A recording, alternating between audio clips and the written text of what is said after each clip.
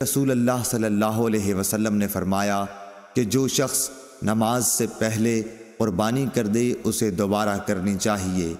اس پر ایک شخص ابو بردہ نے کھڑے ہو کر کہا کہ یہ ایسا دن ہے جس میں گوشت کی خواہش زیادہ ہوتی ہے، اور اس نے اپنے پڑوسیوں کی تنگی کا حال بیان کیا۔ نبی کریم صلی اللہ علیہ وسلم نے اس کو سچا سمجھا۔ اس شخص نے کہا کہ میرے پاس 1 سال کی پٹھیا ہے جو گوشت کی 2 بکریوں سے بھی مجھے زیادہ پیاری ہے۔ نبی کریم صلی اللہ علیہ وسلم نے اس پر اسے اجازت دے دی کہ وہی قربانی کرے۔ اب مجھے معلوم نہیں کہ یہ اجازت دوسروں کے لیے بھی ہے یا نہیں۔ صحیح بخاری حدیث نمبر 954۔ جریر نے بیان کیا، ان سے منصور نے، ان سے شعبی نے، ان سے براء بن عازب رضی اللہ عنہ نے، آپ نے کہا کہ نبی کریم صلی اللہ علیہ وسلم نے عید الاضحیٰ کی نماز کے بعد خطبہ دیتے ہوئے فرمایا کہ جس شخص نے ہماری نماز کی سی نماز پڑھی اور ہماری قربانی کی طرح قربانی کی، اس کی قربانی صحیح ہوئی، لیکن جو شخص نماز سے پہلے قربانی کرے وہ نماز سے پہلے ہی گوشت کھاتا ہے مگر وہ قربانی نہیں۔ براء کے ماموں ابو بردہ بن نیار یہ سن کر بولے کہ یا رسول اللہ، میں نے اپنی بکری کی قربانی نماز سے پہلے کر دی۔ میں نے سوچا کہ یہ کھانے پینے کا دن ہے، میری بکری اگر گھر کا پہلا ذبیحہ بنے تو بہت اچھا ہو۔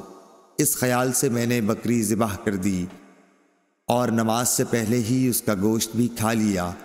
اس پر آپ نے فرمایا کہ پھر تمہاری بکری گوشت کی بکری ہوئی۔ ابو بردہ بن نیار نے عرض کیا کہ میرے پاس 1 سال کی پٹھیا ہے اور وہ مجھے گوشت کی 2 بکریوں سے بھی عزیز ہے، کیا اس سے میری قربانی ہو جائے گی؟ آپ صلی اللہ علیہ وسلم نے فرمایا کہ ہاں، لیکن تمہارے بعد کسی کی قربانی اس عمر کے بچے سے کافی نہ ہوگی۔ صحیح بخاری حدیث نمبر 955۔ زید بن اسلم نے خبر دی، انہیں ایاز بن عبداللہ بن ابی سراح نے، انہیں ابو سعید خدری رضی اللہ عنہ نے، آپ نے کہا کہ نبی کریم صلی اللہ علیہ وسلم عید الفطر اور عید الاضحیٰ کے دن مدینے کے باہر عیدگاہ تشریف لے جاتے تو سب سے پہلے آپ نماز پڑھاتے۔ نماز سے فارغ ہو کر آپ صلی اللہ علیہ وسلم لوگوں کے سامنے کھڑے ہوتے، تمام لوگ اپنی صفوں میں بیٹھے رہتے۔ آپ صلی اللہ علیہ وسلم انہیں وعظ و نصیحت فرماتے، اچھی باتوں کا حکم دیتے۔ اگر جہاد کے لیے کہیں لشکر بھیجنے کا ارادہ ہوتا تو اس کو الگ کرتے، کسی اور بات کا حکم دینا ہوتا تو وہ حکم دیتے، اس کے بعد شہر کو واپس تشریف لاتے۔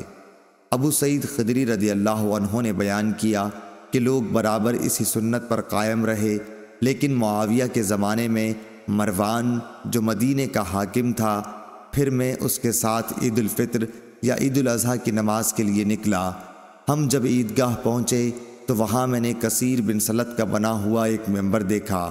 جاتے ہی مروان نے چاہا کہ اس پر نماز سے پہلے خطبہ دینے کے لیے چڑھے، اس لیے میں نے ان کا دامن پکڑ کر کھینچا، اور لیکن وہ جھٹک کر اوپر چڑھ گیا اور نماز سے پہلے خطبہ دیا۔ میں نے اس سے کہا کہ واللہ تم نے نبی کریم صلی اللہ علیہ وسلم کی سنت کو بدل دیا۔ مروان نے کہا کہ اے ابو سعید، اب وہ زمانہ گزر گیا جس کو تم جانتے ہو۔ ابو سعید نے کہا بخدا میں جس زمانے کو جانتا ہوں اس زمانے سے بہتر ہے جو میں نہیں جانتا۔ مروان نے کہا کہ ہمارے دور میں لوگ نماز کے بعد نہیں بیٹھتے، اس لیے میں نے نماز سے پہلے خطبے کو کر دیا۔ صحیح بخاری حدیث نمبر 956۔ انس بن ایاز نے بیان کیا، انہوں نے عبید اللہ بن عمر سے بیان کیا، ان سے نافع نے، ان سے عبداللہ بن عمر رضی اللہ عنہ نے، کہ رسول اللہ صلی اللہ علیہ وسلم عید الاضحیٰ یا عید الفطر کی نماز پہلے پڑھتے اور خطبہ نماز کے بعد دیتے تھے۔ صحیح بخاری حدیث نمبر 957۔ عطا بن ابی رباح نے جابر بن عبداللہ رضی اللہ عنہ سے خبر دی کہ آپ کو میں نے یہ کہتے ہوئے سنا کہ نبی کریم صلی اللہ علیہ وسلم عید الفطر کے دن عیدگاہ تشریف لے گئے اور پہلے نماز پڑھی پھر خطبہ سنایا۔ صحیح بخاری حدیث نمبر 958۔ عطا نے خبر دی کہ ابن عباس رضی اللہ عنہ نے ابن زبیر رضی اللہ عنہ کے پاس ایک شخص کو اس زمانے میں بھیجا جب شروع ان کی خلافت کا زمانہ تھا۔ آپ نے کہلایا کہ عید الفطر کی نماز کے لیے اذان نہیں دی جاتی تھی اور خطبہ نماز کے بعد ہوتا تھا۔ صحیح بخاری حدیث نمبر 959۔